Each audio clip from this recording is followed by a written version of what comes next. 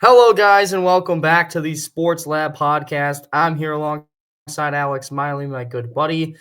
As we get started for our Week 11 NFL predictions, Week 12 of college football as well. On Tuesday, we talked about our top 10 power rankings for the NFL and our top 12 rankings with the live reactions to what the actual rankings were according to ESPN. So here we go. We're ready to go.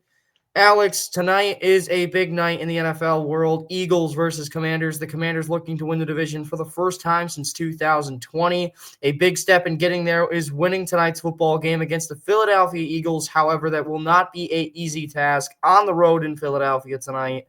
Taking on Jalen Hurts, who has looked rejuvenated back to his 2021-22 self when they went to the Super Bowl. And what are your thoughts on this game tonight? Eagles, Commanders in an A and the FC East showdown. This one for the division lead. Yeah, I have the Eagles winning this game 31, I'll say to 24. Since AJ Brown got healthy and this offensive line that is new this year, like they've had some moving parts compared to years past since they've gotten more in the groove of thing. And since AJ Brown got healthy, Devontae Smith got healthy, and Dallas Goedert got healthy, since the weapons are healthy, this offense has been absolutely cooking. Jalen Hurts is playing great. The weapons are getting open. Saquon obviously is second right now, in my opinion, an offensive player of the year and is kind of close to Derrick Henry. Like, he's been absolutely insane. And then this defense has been extremely underrated these last couple of weeks. The standout rookie, Quinyon Mitchell, has really shown up to that first round pick. He's been great. Cooper DeJean's been really good in the slot. The run defense has been really good. And then on the Commander side of things, Jane Daniels these last couple weeks hasn't played as good as he was earlier in the year. I'm not saying he's playing bad, but like the Bears game, he wasn't great. The Steelers game, he wasn't great. Like, he's kind of slowing down a little bit. Like, I mean, they still put up points. They're still winning games. They're still 7-3. He's not bad or anything, but he's just not playing as good. He is not off to that hot start like he was earlier in the year. And I think against this Eagles defense that's more experienced, that's really what it comes down to. This Eagles team, I think, is way more talented and way more experienced. That even though I do give the Commanders the edge in coaching, I do trust Dan Quinn and Cliff Kingsbury way more than Nick Sirianni. I just ultimately think that the talent gap, and I also trust Jalen Hurts more, and Philly being at home, I just, with the way they've been playing, I can't really pick against them right now. Yeah, no, I'm going to have to agree with that statement. Here's the one thing for this game for me that really makes it imperative for the Commanders, and that's if you win this game, I'll understand a little bit more. But right now, your wins are against a team like Carolina. You beat the Giants twice. You barely squeaked by the Bears, as we now see have completely fallen apart with the firing of Shane Waldron. We'll get to them soon. But you haven't beaten a quality opponent yet. Pittsburgh, you lost.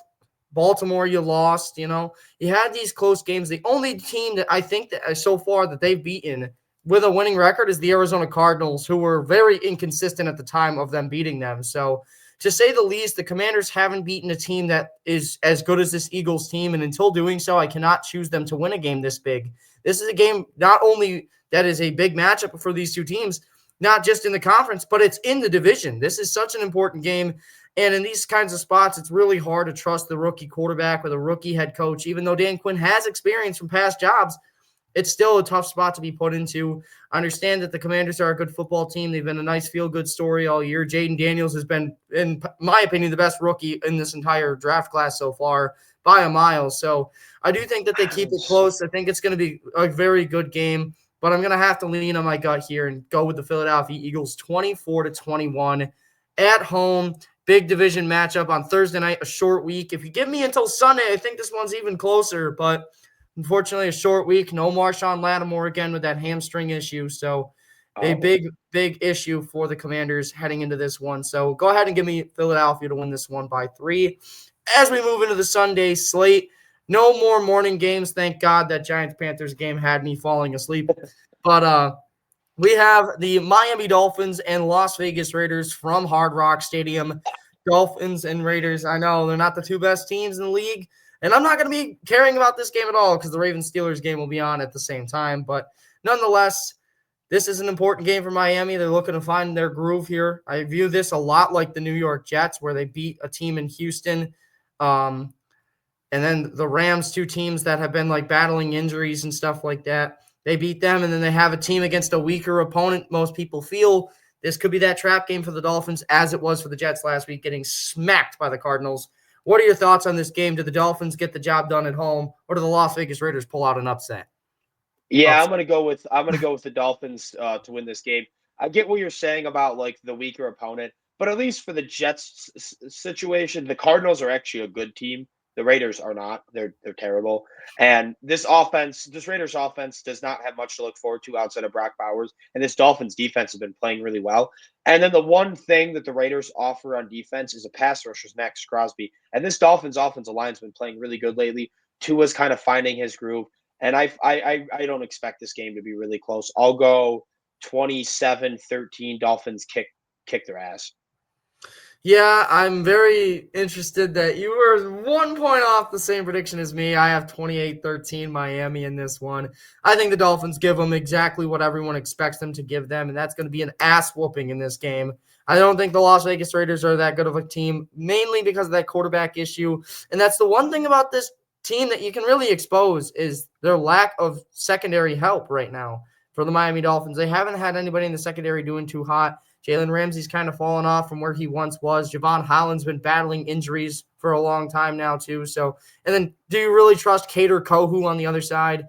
Nah, I don't think so. But either way, you can also I expose thought that Kohu was the linebacker slot core. guy. I thought Kohu was the slot guy.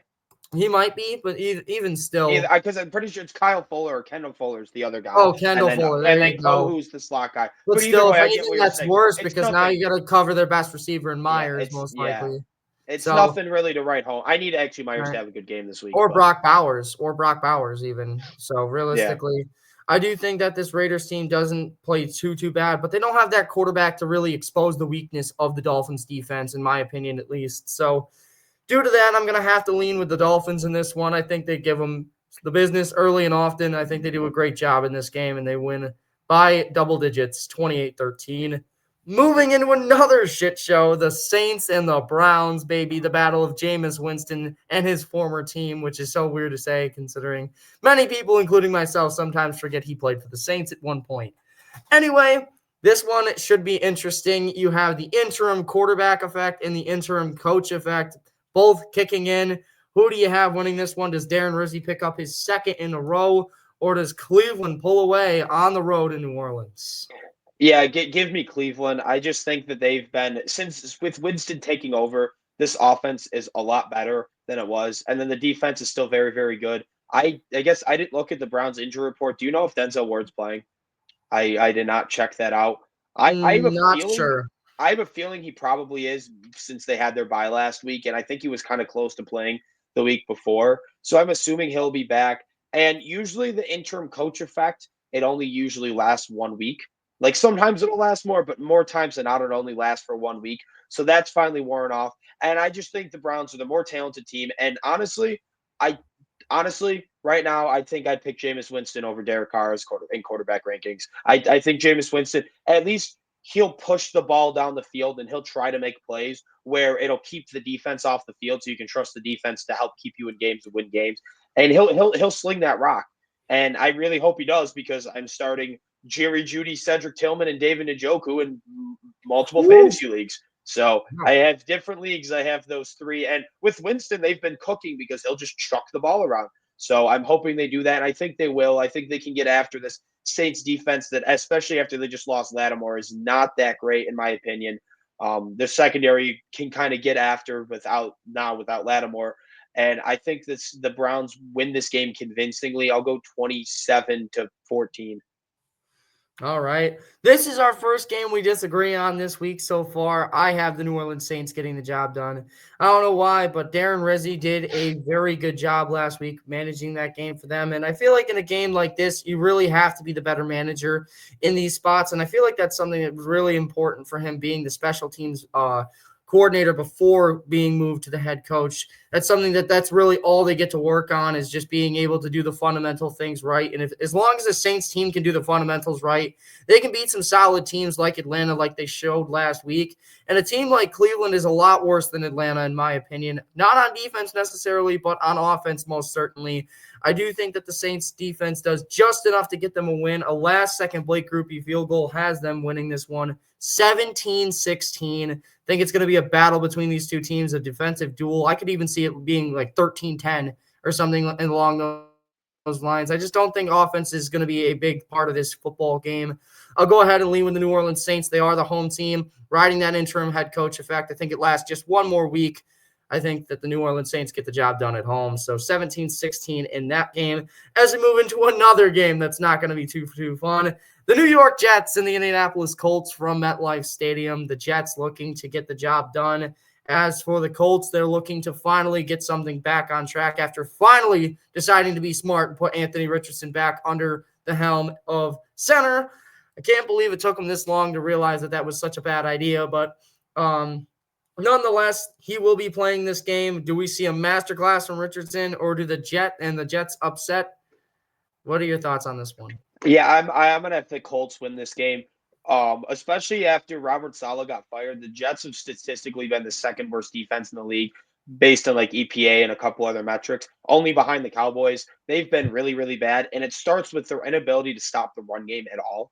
And now you add Jonathan Taylor, one of the best running backs in the league. The Colts have one of the best offensive lines in the league. And then Anthony Richardson, one of the best dual running quarterbacks in the league. Like, they're just going to be able to run all over the Jets. And then I think with how injured the secondary also has been, and they just haven't played that great, with how bad the Jets safeties are also, I expect Anthony Richardson to be able to hit a couple of his deep shots that we always see. He's going to try them, and I think he'll be able to land one or two of them and get like a big touchdown, and then just be able to run the ball, control the game.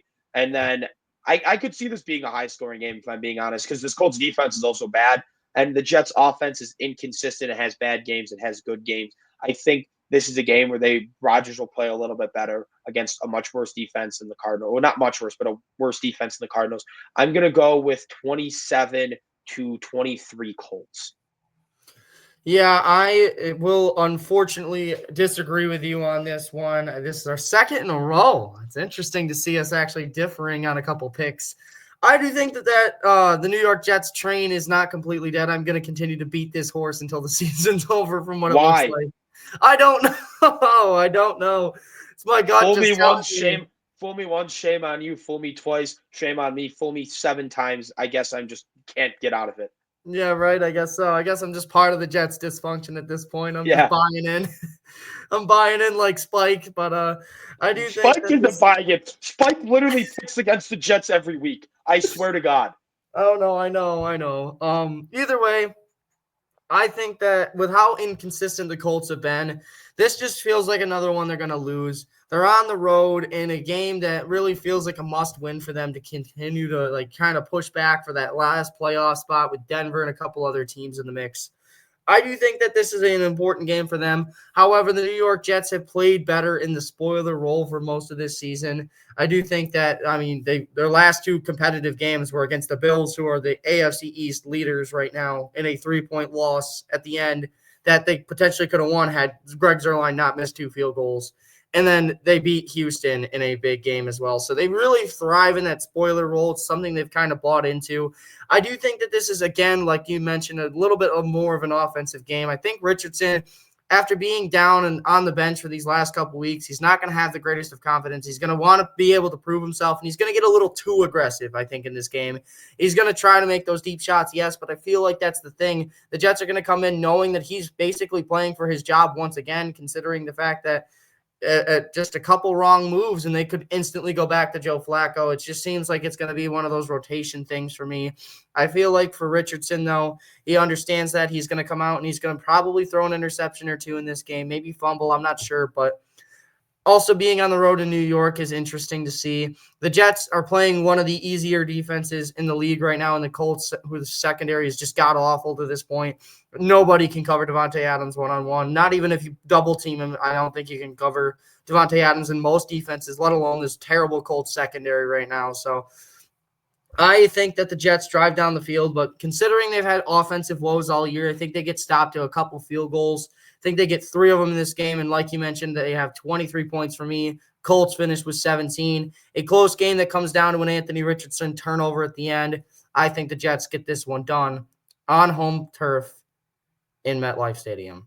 As we move on to the Tennessee Titans and the Minnesota Vikings contest, Vikings have not looked like themselves these last couple weeks. The Titans have been one of those weird teams where they're in it in the first half, and then as soon as the second half hits, they're just gone. They're just swept under the rug, and they're just completely obliterated. Interestingly enough, though, these two teams are the teams right now in the NFL. If you take out every single team, the Vikings and the Titans are number 32 and number 31 in the league right now in second half points. It'll be interesting to see which team has the lead at that time, because most likely that's going to be the team that wins. Yeah. So what are your thoughts on this game? Do you think the Titans pull off the upset and prove why the Vikings can't make it all the way, or does Sam Darnold have a get-right game in Tennessee? Yeah, I don't even know if necessarily Sam Darnold has to have a get-right game. Do you really will Levis score any points against this Vikings defense? I'm going to go with probably not, or not many at all. This is going to be a low-scoring game. I think Jettas is going to have a better game. He didn't have a great game. I don't know. No, the he game didn't. too much. So I don't know if it was really him or Darnold or combination, but he statistically didn't have a good game. And what are the chances you think he has back-to-back dud performances like that with being the best receiver in football? Not very likely. So I expect him to come out and have a much better game. This offense, I think, will be a little bit more competitive, and I think it's the Vikings versus the Titans. The Vikings are winning this game. I'll go with 20-6, 20-9, something like that. But I'll sit at 20-6. Yeah, I also have the Vikings winning this football game. 21-10 is my score. I feel like the Colts, that Colts game where where they kept it close for the majority of the game, I think it's going to be very similar to that one. I don't think they could get the late field goal, though, to kind of go down and try to get the onside kick at the end. But I do think that this is just one of those games. It'll be interesting to see how it goes. But I have to lean with the Vikings in this one. Yes, they haven't shown us too much these last couple of weeks. Barely made it past Mac Jones and the Jags last week. But I do think that they are due for a game that's better, especially Jettas, man. Like, what even was that performance last week? Got me 7 fantasy points. I barely won in my league, but at least I won, even though Jettas was I did win in the league that which is interesting. So. But either way, though, I do think that this is one of those games where the Minnesota Vikings are going to put it together, at least somewhat on offense in this one, doing just enough to graze their way past the Tennessee Titans, who look like one of the worst teams in football. 21-10 on the road in Tennessee. Titans fans, look away, because this one's not going to be a fun one for your offense. Moving into the next game, we have an NFC North showdown between the Chicago Bears in the Windy City, taking on the Green Bay Packers. An important game for Chicago, who has absolutely the craziest schedule to end the season I have ever seen in my entire life. It is actually god-awful. They play the Seahawks, 49ers, Packers twice, Lions twice, Vikings twice.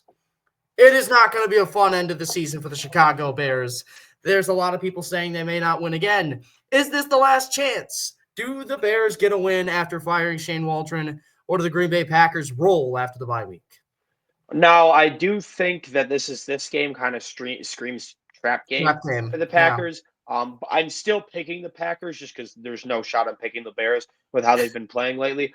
But I could see this Bears offense come out and be a little bit better without Shane Waldron, because I do think Shane Waldron was one of the major problems with this offense. I mean, there's many problems. I think you could say Shane Waldron, the offensive line, and Caleb Williams are probably the 3 biggest issues. You can't fix the other 2, so you go and fix Shane. That's really the only one you can fix in season. So you basically just have to hope Caleb Williams can get back to how he was a month ago when he was playing well, hitting throws, and then hopefully firing Shane Waldron. Maybe that rejuvenates DJ Moore to not play like a retard anymore and actually give a shit.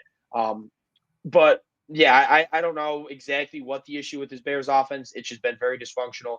I think firing Shane Waldron was the right answer. I think this could kind of be like the interim coach effect on an offense where they play a little bit better this week. And this Bears defense is pretty good for the most part.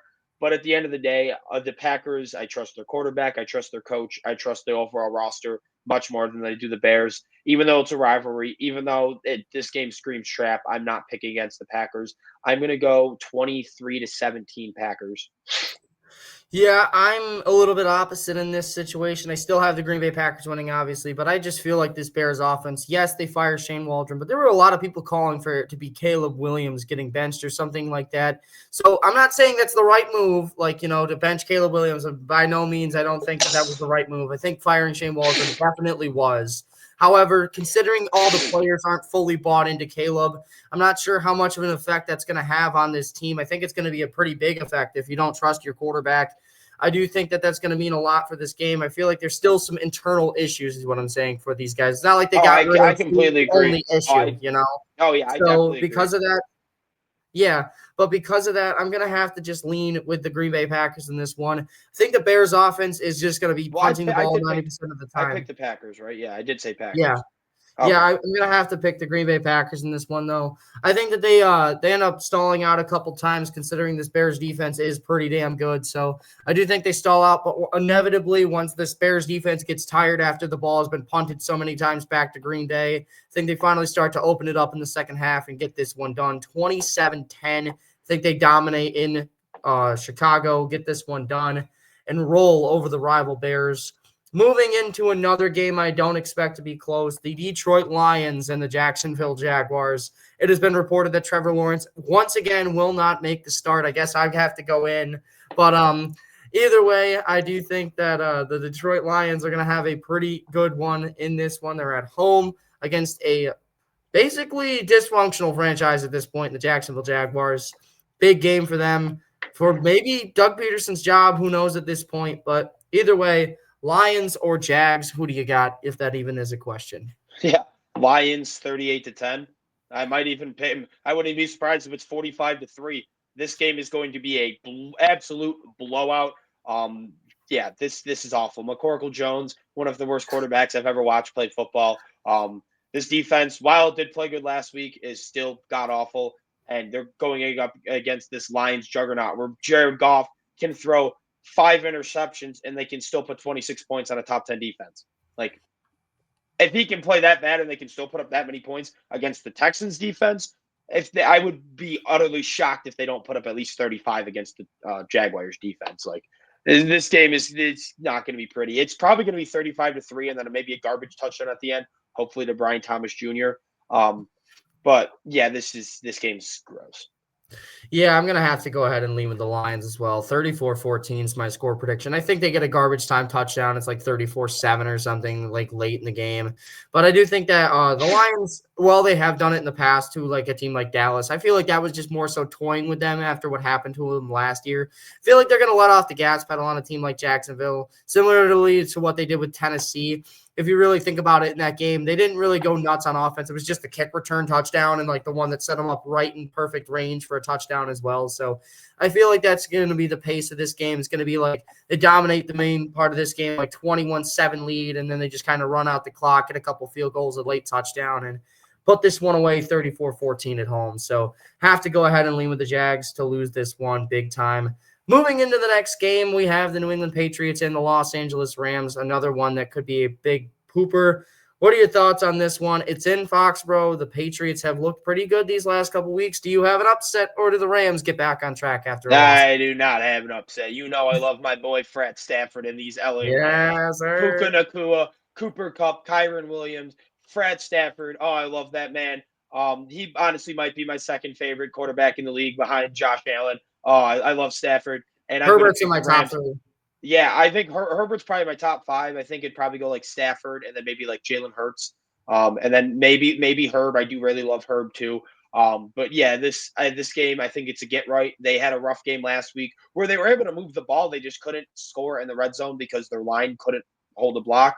And the Dolphins have a much better. I think they have a better defensive coordinator. I think they have more talent up front. Like Zach Sealer is much better than anyone that the Patriots can offer.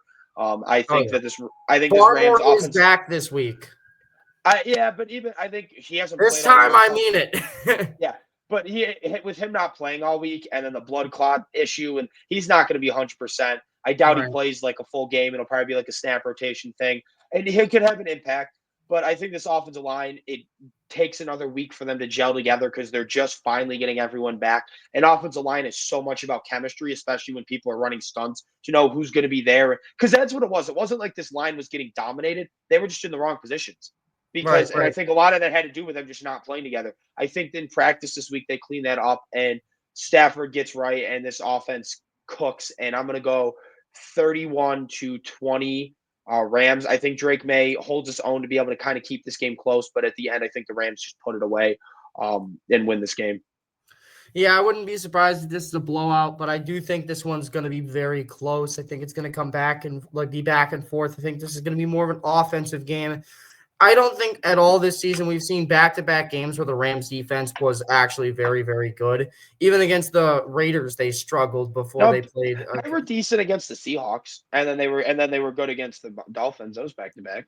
Yeah, but at the same time, I get what you're saying, though. Yeah, they don't have a great defense. Right. I feel like they're a little inconsistent on defense. I feel like this is going to be the week they start to let up a little bit more. Although I only have this one being 31-17. I just think this is one of those games that's close to the end. I think they put it away with like a late Kyron Williams rushing touchdown or something. But I think that this is going to be very close all the way to the end. Drake May has shown that he can hold his own in these games for New England, even with how terrible the offensive line has played at times.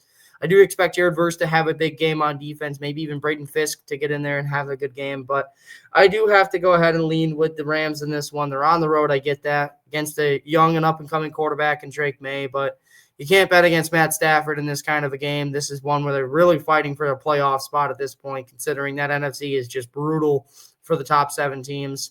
I do think that the best bet is to just win the division, which has been utterly weak, to say the least, this year and comparatively to years past. So go ahead and give me the Rams in this one.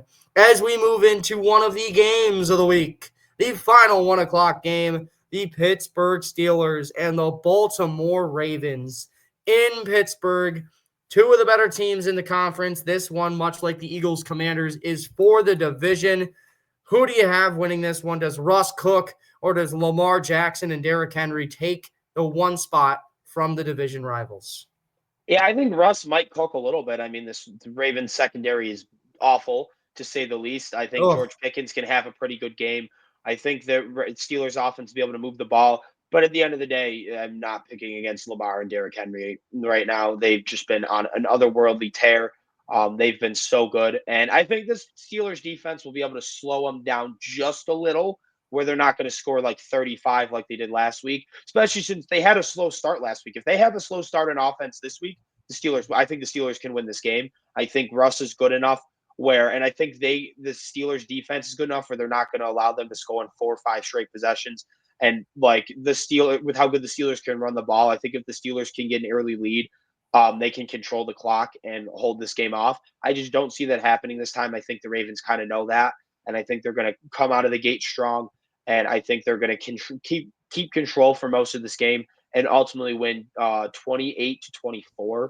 I think this is going to be a really, really good game. I'm going to probably be able to watch the first 3 quarters of the game for the most part until I'm going to have to go. Well, the Chase game's not till 4:30, so I'll probably be able to watch almost the entire game because we have a TV on our bus. So as long as this is like the cable game, like the one on main cable, which I would assume it is. It is for if you're watching Paramount or even just local CBS. Local CBS. So all right, then we'll be able to get that game, which is dope. So I'll be able to watch probably the entire game, and I'm excited because it's going to be a really good game. Just think about it, being able to watch, and we already did our quarterback rankings. Let me just say this real quick.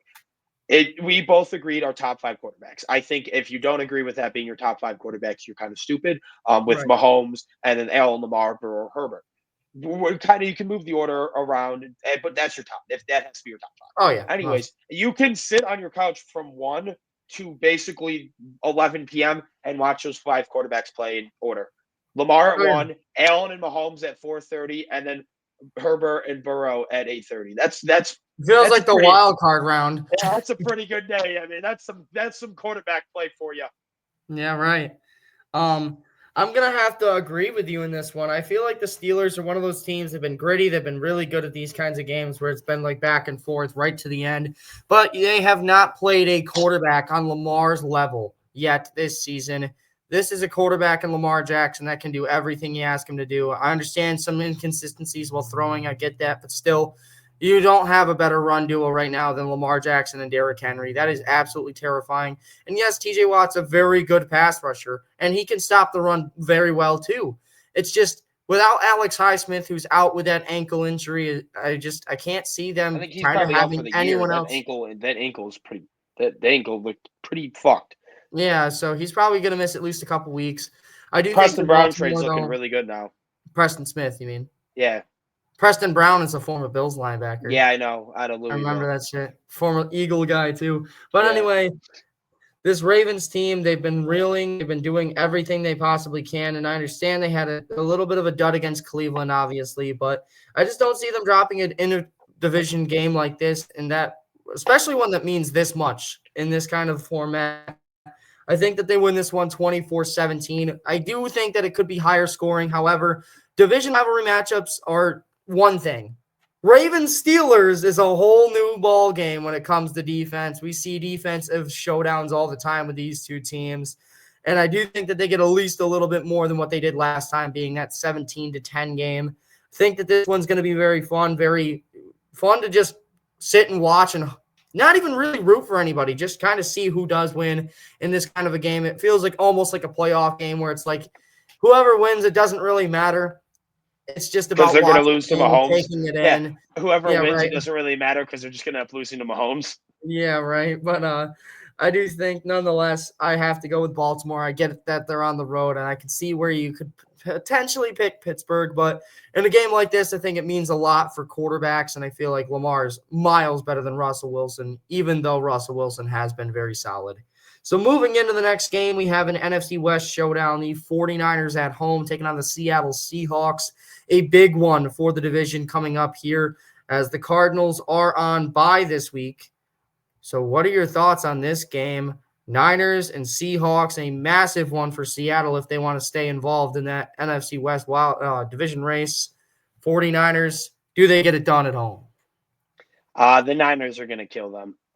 We see the Seahawks kryptonite is they can't stop running backs. Yeah, CMC is now back.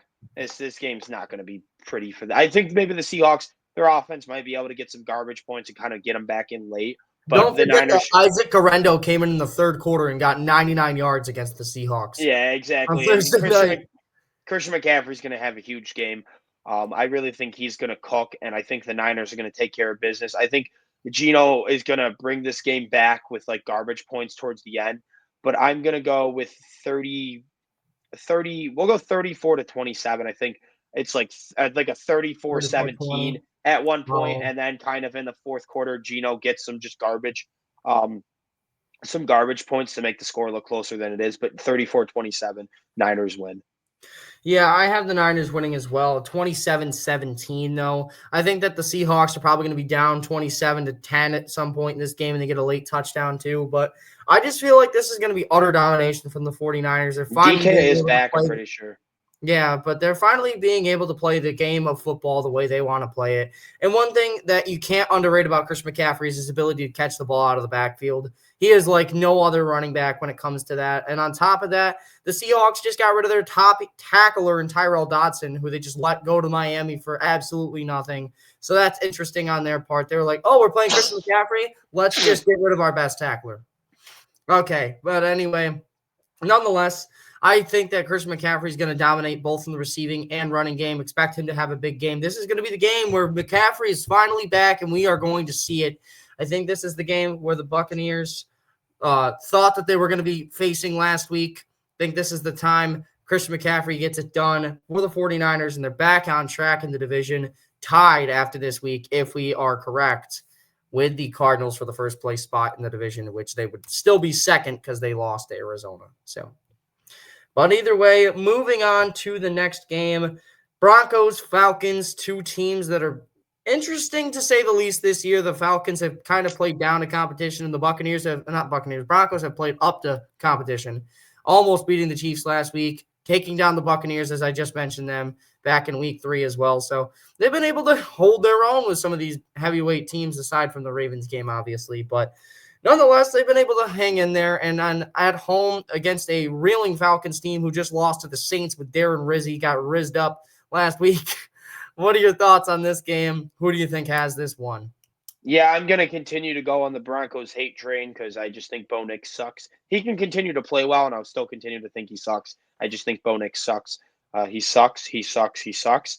I understand this Broncos defense is pretty good, but I think the Falcons kind of have a bounce back game. And Kirk, he played bad last week, but Kirk's one of those quarterbacks that if he plays bad one week, he'll usually bounce it back with a pretty good game.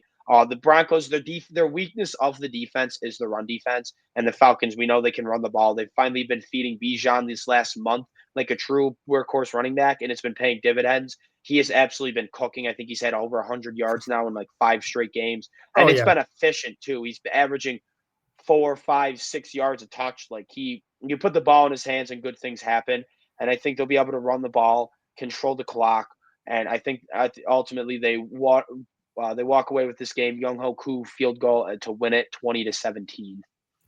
Ooh, I do think that this one's also going to be a defensive battle. I think it's going to be back and forth, but I have the Lions, not the Falcons, 21-14 in this game. I was looking at my sheet and it said Lions up there, so I just Learn how to read. Yeah, right, I guess so. But I do think the Falcons get this one done on the road. I don't know what it's been for the Falcons. They just kind of can't seem to find consistency, but lucky for them, this is the game where they're basically in that funk where loss, win, and now they're ready for this win here. So I do think that this is a game that's going to be back and forth. It's going to be close because of that Bronco defense. We all know that that's the main reason why they're at least hanging around in the playoff race right now. So go ahead and give me Atlanta. They're on the road. I get it, but I don't trust Bo Nix more than Kirk Cousins, and I think Bijan exploits that rush defense against Denver. Yeah. So 21-14, Falcons get the job done on the road in Denver. As we move in to the game of the week, potential game of the year, an AFC 2023-24 divisional round rematch. Wide right 2.0. Tyler Bass and the Bills. Really? Why did you have to bring that? Really? I was there. I watched it. You want me to cry on air?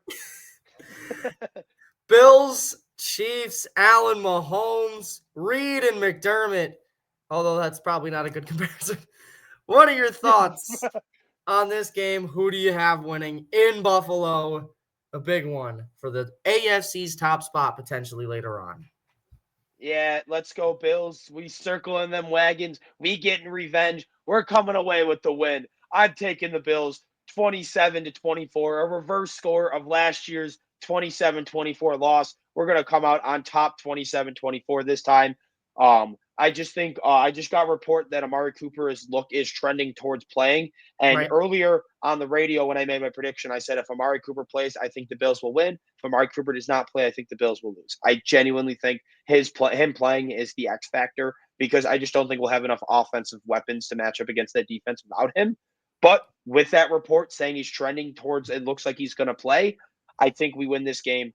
I think Amari Cooper is going to be able to take away Trent McDuffie's attention, which then allows Khalil Shakir, Dawson Knox, James Cook, Ray Davis to kind of eat in the middle of the field. Because the one way you exploit the Chiefs defense is you attack the linebackers and safeties and coverage. And even though there's probably not going to be a Kincaid, Khalil Shakir is great at attacking the middle of the field like that. James Cook and Ray Davis are capable receivers. They can attack the middle of the field like that. Dawson Knox isn't the greatest tight end, but he's always good for a big catch or two a game, especially without Kincaid. He'll probably be used more, and we know how much we like to use him for blocking, so he'll probably be on the field a lot. I could see him having a 3-catch, 60-yard, and a touchdown game like that. And we all know Josh Allen always comes to play against the Chiefs. Even it doesn't matter if he's in the middle of a slump, he steps his game up when we play the Kansas City Chiefs, and I expect that to happen again.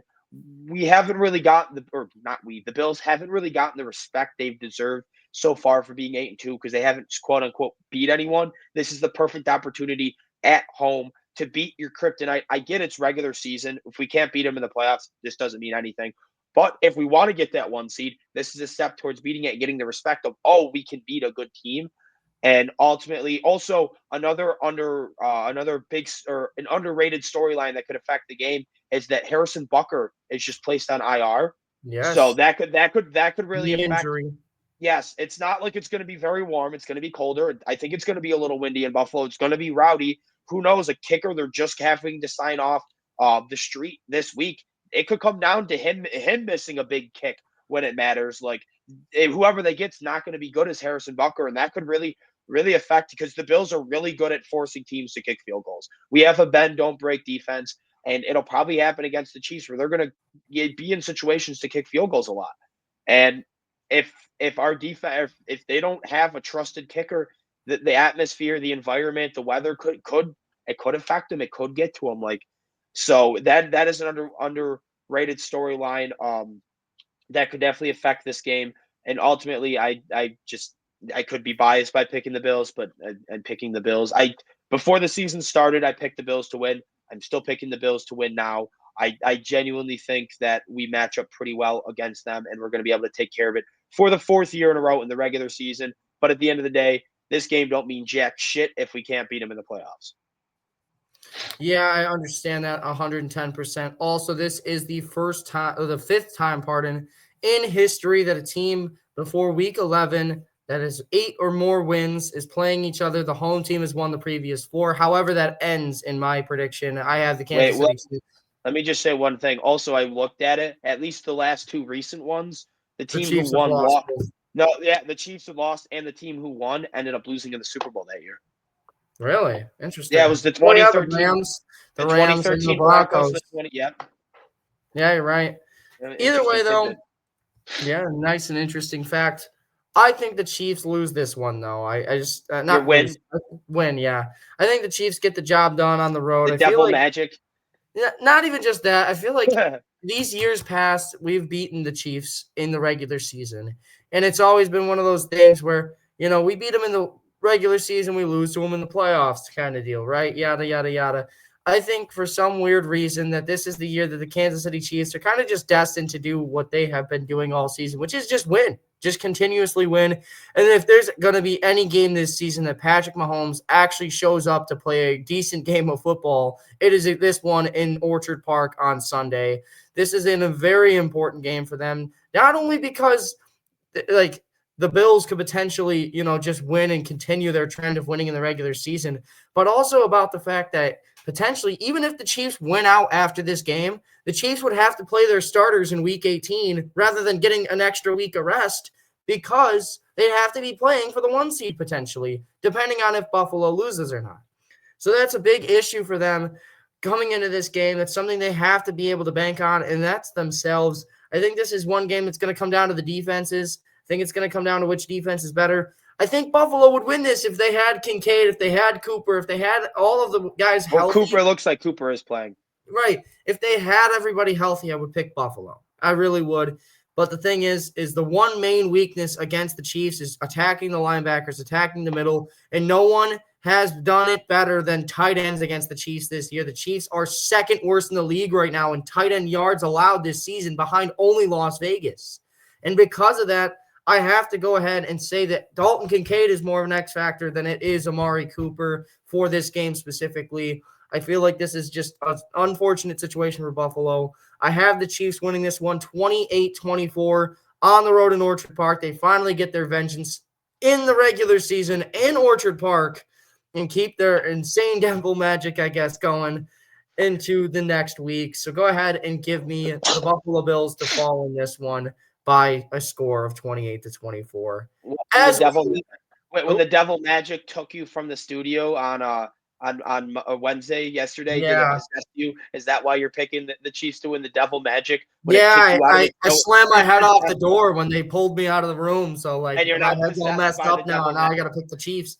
Now I'm a Chiefs fan. But anyway, moving into the next game, we have the Chargers-Bengals, a big matchup on Sunday Night Football. The Chargers are 6-3, yet to have their, I guess, big statement win. And this potentially could be their statement win against a Cincinnati team that is fighting for their playoff lives still. This is a game for them that is very, very important in doing so, though, because a loss in this one, they probably have to win out for the rest of the season. And mind you, they still have to play the Steelers twice and the Ravens again. Not the Ravens again, sorry. And the Browns again, who they have always struggled against. So let's get into this one. Who do you have winning on Sunday night? It's going to be, well, this guy looks like Patrick Mahomes. And then as soon as it goes to the other side, this guy also looks like Patrick Mahomes. What are your thoughts on this one? Yeah, I'm going to pick the Chargers to win this game. I really like how they've been playing lately. I could see the Bengals easily winning this game. Burrow and Jamar have been absolutely cooking. But the thing is, this Chargers defense is for real. They have haven't allowed more than 20 points in a game this year. Jesse Minter and Jim Harbaugh have really transformed this unit that was one of the worst in the league last year to one of the best. And they didn't really change much of the personnel. It's really just the coaching style. They flipped out a couple people. They got people that fit their system a little bit better, but overall, it's mostly the same people, and they have just been absolutely cooking. And then Oh yeah. Herbert has been playing better and better throughout the season. He's finally getting more comfortable in that system. Greg Roman's actually opened up the playbook and knows what a pass play is now. He's actually throwing the ball a lot. I get they don't have a lot of people to throw to, but the Bengals secondary is disgustingly bad. So they could be throwing to me out there, and I could probably get open. Like I think Lad McConkey, Quentin Johnson, and Will Dissly is enough to be able to throw the ball on this Bengals defense. I think this is going to be a really good game. I think this is going to be the first time the Chargers do allow more than 20 points. But at the end of the day, I just trust the coaching. I think the quarterbacks are pretty close, even though I give the edge to Burrow. But so then when it's close like that, it's like, all right, now I got to look. Which defense do I trust more? The Chargers by a lot. Which coaching do I trust more? The Chargers by a lot. And I'm pretty sure, isn't it in LA too? It is. Which doesn't make it necessarily a home game for the Chargers, but it's not like they have to travel to Cincinnati. That's also an impact. They're at home, trust the coaching more, quarterback's basically a wash, trust the defense more. So because of that, I'm gonna give the edge to the Chargers 28-24. I think this game is going to be absolutely electric. I'm excited to watch it. Yeah, me too. I really like this game. I think it's going to be back and forth right to the end, but one team's fighting for their lives in this game, and the other one is not. One of them can afford to drop a game in my thought process, and that is the Chargers. I'm going to go with the Cincinnati Bengals in this one and make it officially the most games we've disagreed on this year, being 4 in 1 week, as I doubt we disagreed in the last game. Wait, I thought this was only the third one. No, it is Bills, Colts, Chiefs. Jets. I picked Chiefs, Oh, Colts, yeah, Jets, yep, and yep, Saints, Browns. Yep. You did pick the Chiefs. So, yep. Either way, this game is going to be back and forth. It's going to be really, really close. I think that one thing is, yes, you can say the Chargers defense is better. However, they have not played a receiver the caliber of Ja'Marr Chase yet this season. And if you're asking Asante Samuel to cover him, I don't think that he's going to be able to do so. I think Ja'Marr Chase does just enough on that offensive side of the ball. I could very well see this game being a shootout for some weird reason. However, I do think it's going to be back and forth for the defenses a little bit in this one. The Bengals defense is going to be playing their lights out defensive style in the first quarter, first half. And then in the second half, the Chargers rally, make a close push at the end, but a Justin Herbert interception closes this one out, a 24-20. Bengals win. They escape LA with a victory. I get it, LA's at home. However, when they're at home, they're really not at home, if that makes sense. Cincinnati very well. But it's better than being in Cincinnati. That's kind of that is true. process. Yes, they don't have. That is true. It's basically like being in LA is a neutral site. Being in Cincinnati is being on the road. Yeah, right. But I have to lean with the Bengals in this one. I just have to give them one last shot to prove me wrong. And if they prove me wrong this week, it's going to be a long time before I go ahead and pick Cincy again. Unless I genuinely think Cincy wins out rest of season. I think Cincy goes. I think after they lose this game, I think they beat the Steelers both times. I think they can beat them both times as well. As we move into the final game, one that we probably won't spend a lot of time on, it is Cooper Rush and the Dallas Cowboys at home, taking on C.J. Stroud and the Houston Texans. This game would be a lot more fun if it was Dak Prescott. However, it isn't. So who do you have winning the Battle of Texas in this one? Do the Strouds get back on track after a rough patch, or does Cooper Rush get his first win in a Dallas uniform in a few years? No. Texans 27-10. This game's not going to be Nico Collins going to let's cook this Dallas Cowboys secondary. He's going to be back and he affects this offense a lot. I mean, especially after Diggs went down, the receiving core was kind of looking a little rough. Like Tank Dell, Matt Cheek, Xavier Hutchinson, they're capable receivers, but like that's kind of what their offense is banking on, the passing attack with these receivers. So then Diggs goes down and Collins goes down. Kind of really hurts. Now they're getting Collins back, who in my opinion is a top 7-8 receiver in this league. I think he is an absolute baller. I think he is. I think he proved that by being out. Yeah, he was the number one receiver in receiving yards by over 100 yards prior to getting injured. I don't know if he'd still have that lead right now because of what Ja'Marr did. But he would probably be number 2. He'd probably be up at like 900 yards right now. With like Ja'Marr and Jettas is like that trio just ahead of everyone if he didn't get injured. He was absolutely cooking this year, and I think he adds that deep threat to the game that they didn't have, and he just overall just that alpha wide receiver one that C.J. Stroud on third down is like, all right, I'll just go throw it to him. When in doubt, you throw it to Nico. And now that I have one of those, it kind of opens up the offense a lot more. And then this Cowboys run defense is awful. I think Joe Mixon could have a really big game. Yeah. I think Mixon and Nico are going to cook, and then this Texans defense is pretty good, and Cooper Rush fucking sucks. And yeah, it's going to be a blowout. Yeah, I think so too. 28-10 is my score prediction for this game. It's funny to me because the one week they don't really need Nico Collins is, of course, the one week he finally comes back. But nonetheless, I think that I need him for my fantasy team, so I'm glad. Thank you, Nico. I think Joe Mixon has a big game too, though. I mean, this Cowboys rush defense, as all season, we've seen it. They're just not that great. I think that this is just a game where they blow them out. And unfortunately for Dallas, they're just going to fall again in this one on Monday night. As we move into some college football talk, we have just 6 games we're going to get into here. I guess I'll kick it to you to start with your Florida versus LSU matchup. 21 ranked Florida. Not Florida. You wish with Florida. LSU. They're ranked 20th for basketball.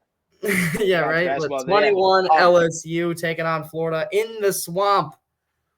Do they get it done? They do. Or does LSU get it done? I genuinely believe they get it done. Because basically, this means because DJ Lagway is going to be back. It either means that Georgia doesn't belong in the college football playoff. Like if you think if LSU wins this game, then I just don't think Georgia belongs in the college football playoff. Because the fact that that means that Florida officially is just awful. And if they only lost to Florida, only beat Florida because their DJ Lagway got injured, kind of sad for Georgia. But at the end of the day, I think Florida with Lagway is a pretty decent school. I'm not really counting last week because Lagway didn't play and our backup quarterback is awful. He fucking sucks. He is so bad. It's off. He is so bad. He can't throw and he offers no athleticism to run. With Lagway, he's not a polished passer, but he is a dual threat, and we already have good running backs and a good run game, so he really makes his offense turn. This running game gets really good, and this defense, other than last week where they were just put in a bunch of awful situations and were on the field for the entire game because the offense couldn't do anything. But the defense has been playing pretty good the last couple weeks prior to that, and LSU has looked really, really bad. I don't like Garrett Nussmeier that much. I don't think he's that good. This LSU receiving core is not that great. The interior offensive line for LSU is not that good. Really, the offensive line outside of Will Campbell is not that great. There's just not a lot to look forward to right now for LSU. Their last 2 times they played ranked teams, they got swamped. And now they have to travel to Florida, who is playing for basically their bowl life. If they lose this game, then they have to beat Ole Miss next week to be out bowl eligible. Because they have Florida State the last week, that's kind of like a free win because Florida State's the worst team in Power 4. So this is you either have to beat LSU, or you have to beat Ole Miss. Right. Both of them are at home at least, but LSU's the much more likely team to beat because they're the worst team in my opinion, much worse team right now. And I just think Florida has been playing a lot better with Lagway, and he's going to be back. And I mean LSU's only favored by 4, so people think it's going to be a close game. And I think because they're at home, they're going to come out fighting for their life, playing with that energy.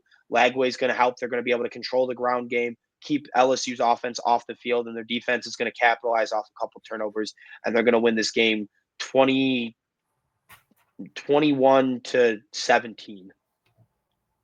Yeah, I have Florida losing 21-17.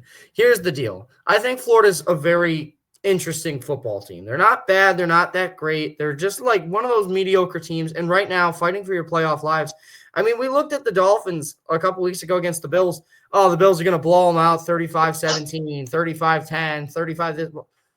That game was 30-27 and came down to a franchise record 61-yard field goal by Tyler Bass. When teams are fighting for their playoff lives, they definitely fight harder. And this is a game where I think Florida can do that. However, coming into this game, if Florida was just dead, if there was nothing left to play for, I feel like LSU wins this one 38-14. However, considering they are really fighting for their playoff lives, I think they give it to LSU. However, Brian Kelly does just enough to get this one done. I don't trust Billy Napier in a situation against Brian Kelly. I can't. I'm going to go ahead and just trust Brian Kelly just a little bit more. I get they're on the road in the swamp, which can always be difficult. However, I think LSU does not lose back-to-back games. Well, this has been the worst year under Brian Kelly, I believe, ever. I do think that this is one of these games where I feel like LSU really needs to win for themselves as well. So go ahead and give me LSU on the road, 21-17. I would not be surprised if we're talking about a winning Florida team next week, though. But We move into the next game, an ACC showdown between Pittsburgh and Clemson. Cade Klubnik and Eli Holstein. This one should be pretty fun to watch. Who do you got winning this one? It's in Pitt. Is that a difference maker for you? That makes it a lot closer, but both of these teams are struggling lately. But Pitt's struggling even more than Clemson. Like they've not looked good these last couple of weeks. Holstein's kind of cooled off a little bit, and while Klubnik, I still have my doubts with him, has been playing pretty good so far this year. I think Clemson goes in and they win this game. I just trust Dabo Sweeney and Clemson being the more talented team to win this game 21-17. I guess the exact same score. I kind of like that score again. I think Clemson is just overall the more talented team, and Pitt's kind of on the downslope sliding. And Clemson's also fighting for like their lives. If they lose this game, I guess I haven't looked at the ACC, but if they lose this game, their chances of making the ACC championship game basically go away because they only have they have one loss right now. Two. One ACC loss. My bad. That's what I meant to say. They're ranked. They're right. Okay. Yeah, they're actually second. And right now it's SMU, Clemson, and then Miami. So technically, if Clemson was to win out, they get in. So this is a big game for Clemson. I mean, Miami just plays Wake Forest and Syracuse. Clemson, I just want to look at their schedule the rest of the season. They play Citadel next week. Then they have South Carolina. But that actually doesn't affect their ACC standing at all. But if Clemson wants to make the college football playoff, the only way they're probably going to be able to make it is by winning the ACC. They're just not going to. They don't have the wins or the resume to be able to get in any other way. I don't think so. This is a huge game for them because if they lose this game, their playoffs done. Right. So I think they win this game. Yeah, I do too. I'm going to go 31-20. I think they get a late touchdown at the end that really seals the deal for them. Holstein hasn't looked the greatest these last couple games. As you mentioned, Pitt's starting to fall off a little bit. I do think that they're still good. Holstein being a true freshman too is very impressive still nonetheless. So interested to see how his developmental process continues over the course of these next couple of years. But got to go ahead and trust Clemson to get this one done. A very important game in their standing right now. I go ahead in 31-20, get the job done against Pittsburgh on the road in Pitt. As we move into the next game, it is Navy and Tulane. Tulane ranked 25 in the country right now. Navy is out of the top 25. Do you have Navy winning this one at home, or does Tulane get it done on the road? I actually think Tulane does win this game. They've been playing a lot better football. They're the hotter team, and Navy's kind of fallen off. They've lost their last two games. They haven't looked as good. Tulane is favored by 7 in this game. I just like the way that they've been playing better. They've had tougher competition than Navy. The only team Navy's had to play was Army, Notre Dame, and they got absolutely killed. And I mean, actually, no, Tulane hasn't really been playing any better competition, but they've also been pretty dominant. 35-point win, 51-point win, 14-point win, 33-point win, and then last week 52-6 against their last two games. They've outscored their opponents 86-9. Like, Tulane's firing on all cylinders, unlike Navy, who got absolutely stomped by Notre Dame, and then last week they ended up beating South Florida, but they lost to Rice, who I'm pretty sure Tulane smacked. Let me double check this real quick. Yeah, Tulane beat them by 14, and Navy lost to them by like 17 or something like that. So that's kind of all I have to say. I'll go 24-13. I think Tulane dominates this game. Yeah, 24-16, Tulane wins this one for me. I feel like a couple late field goals for Navy. I feel like it's going to be one of those situations where Tulane just lets them drive down the field, and then Navy opts for the field goal, goes for the onside kick, and doesn't get it kind of deal. Similar to what we saw with the Rams on Monday night, where they just got that drive where they drove down really easy. But I do think Tulane gets it done on the road in Navy, but Navy's kind of fallen off. Tulane's really getting hot at the right time for their own personal standpoint. So go ahead and give me Tulane to get this one done.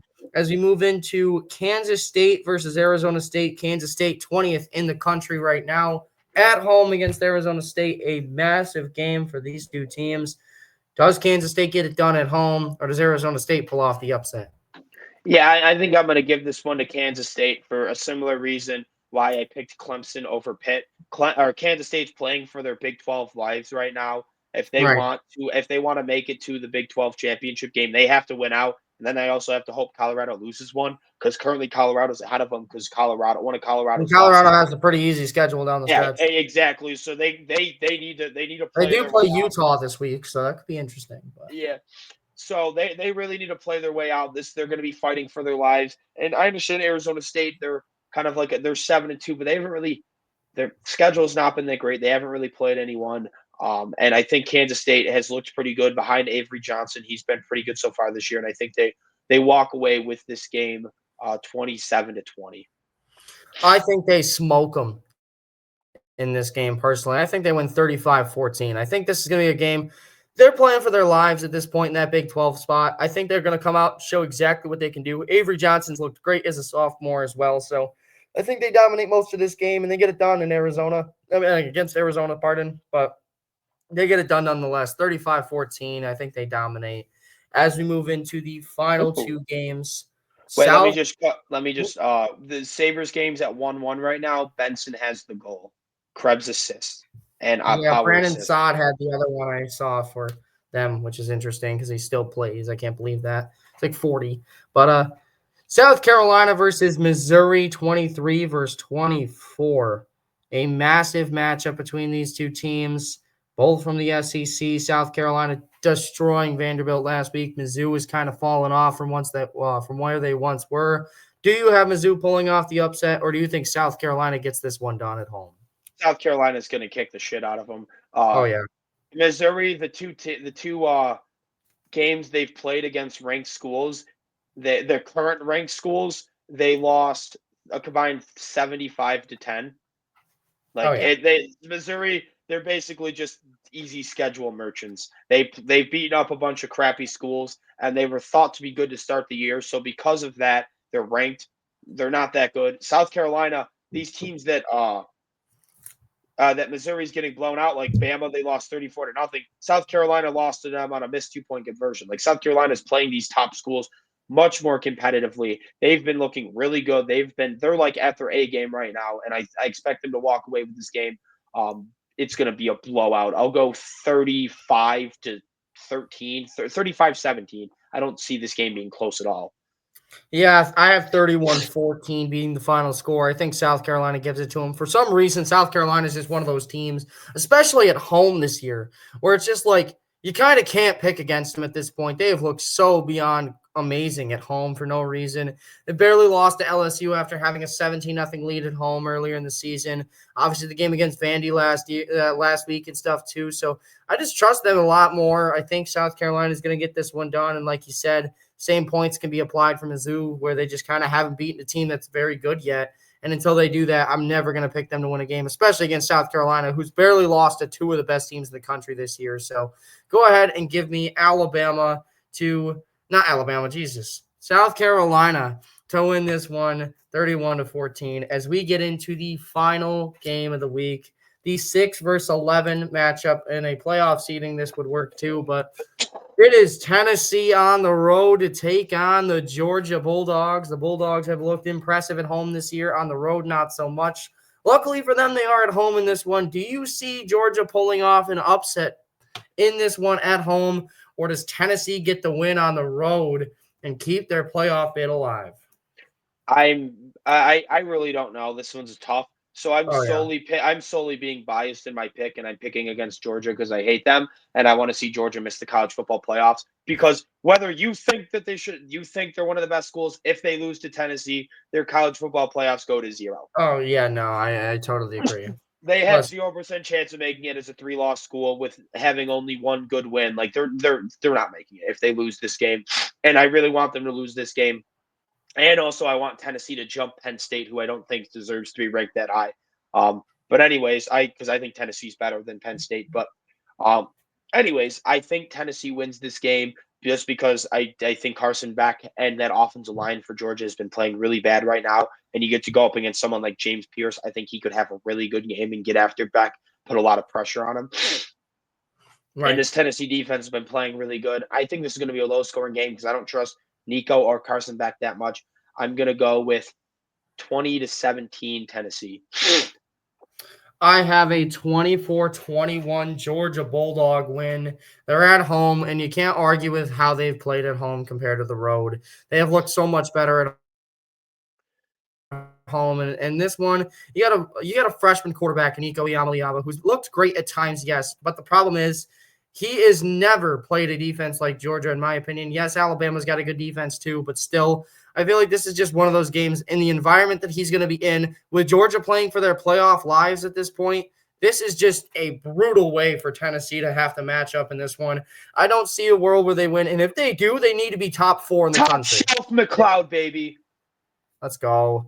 But they That need was to a be beautiful top 4 snipe. in the country if they win this game. Tennessee does. I think Tennessee is Yeah. just one of those great teams. I and I think wholeheartedly agree. I'd put them ahead of Texas if they win this game. I'd put them like at 3. At Oregon, Ohio State down. Yep. You kind of can't. You kind of can't go against that. Yeah, I mean, Georgia Georgia at home has looked great this season. However, if Tennessee comes in and they shock the world with a win here, I'd be terrified of Tennessee for the next 3 years because Nico Iamaleava is not going anywhere. I think he's a great quarterback. I think they'll have some good moves. I mean, he was the second ranked recruit in his class behind Arch. Yeah, you're right. But still, I do think that Georgia gets this one done in a close one. Props to Tennessee for giving it all they have. But Georgia playing for their playoff lives, it's just a different team, I feel. And we're going to see that on the Saturday night as Georgia gets the job done. However, that will do it for today's episode of the Sports Lab podcast. Thank you guys so much for tuning in once again. My name is Thomas Bailey, alongside me, Alex Smiley, bringing you guys episodes twice a week for as long as we possibly can think to do this. So thank you guys so much for being here and enjoying this episode. If you did enjoy it, please like and subscribe, and we will see you guys next time on the